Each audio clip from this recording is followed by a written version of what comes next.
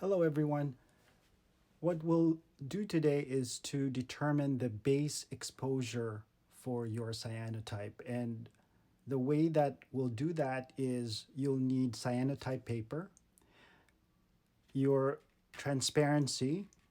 So I've cut a little bit of my transparency, and also a cardboard, right, that you're going to kind of block the light as you go through the exposure, as well as a UV light box. So I have my UV light box right here. And so to determine base exposure, what you really need to do is to expose your cyanotype incrementally. So I've already pre-written the levels that I want.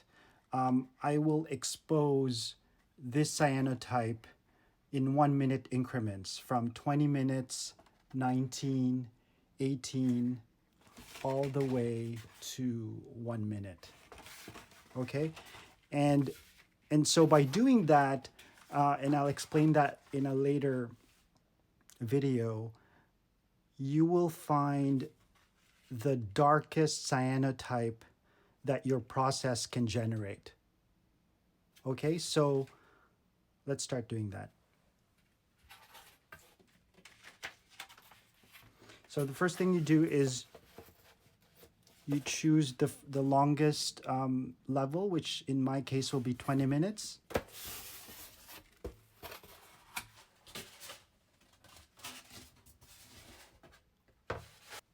So I'm exposing it for 1 minute.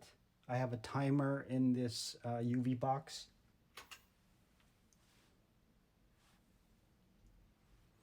Okay, so 1 minute is up. And then I'll move it to the next level.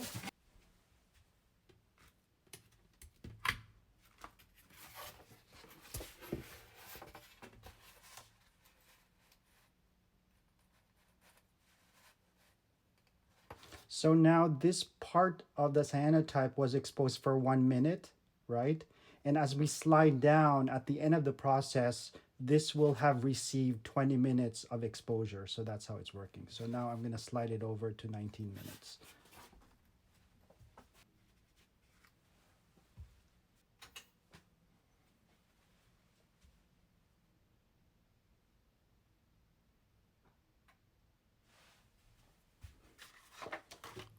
Okay, so that was the last one. So what we did was we actually exposed this for 20 minutes, this part of the paper.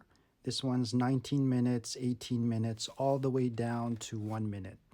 So it's now time to wash it.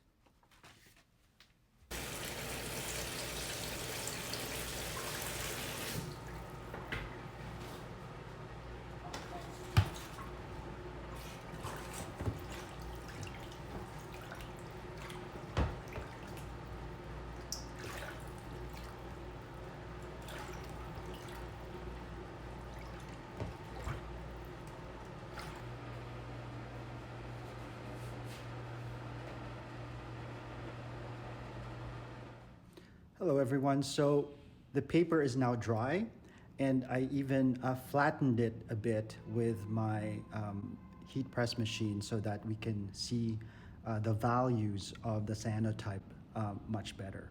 So the topic of this video is the base exposure time and how do you determine that.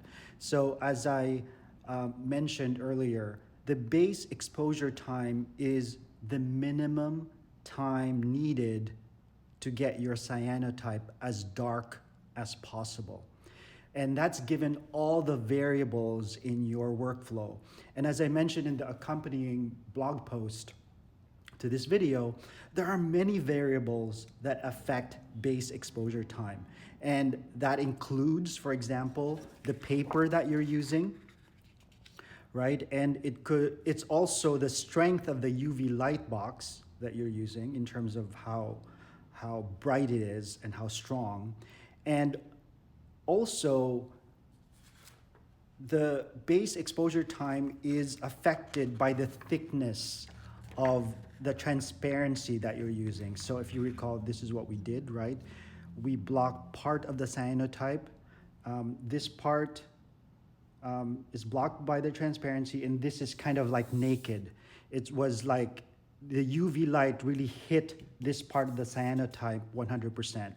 So when we're looking for the base exposure time, what we're really looking for is the level by which the darkest portion of this part of the cyanotype that was not blocked by the transparency is equal to the portion in the bottom half of the cyanotype. So if I were to look at this, I would say that the darkest part of the cyanotype starts around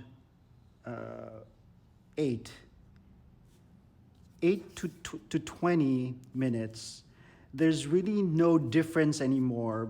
And we're not talking about the transparency, just kind of like the naked part of it. So from 8 to 20, it's dark, like you can't see a difference. So what we're looking for then is in the bottom half, something that is equal to this tone. And if I were to just eyeball it, I would say that it starts around 12. This tone is equal to this tone. So when we're now looking at base exposure time, which is the minimum time needed to get your cyanotype as dark as possible, I would say that for my process, for my paper, for my UV light box, for my water, for like all of the variables that could contribute to how dark my cyanotype is, in my case, it's 12 minutes. So really, to determine your base exposure time, that's how you do it. Thank you for watching, and I'll see you in the next video.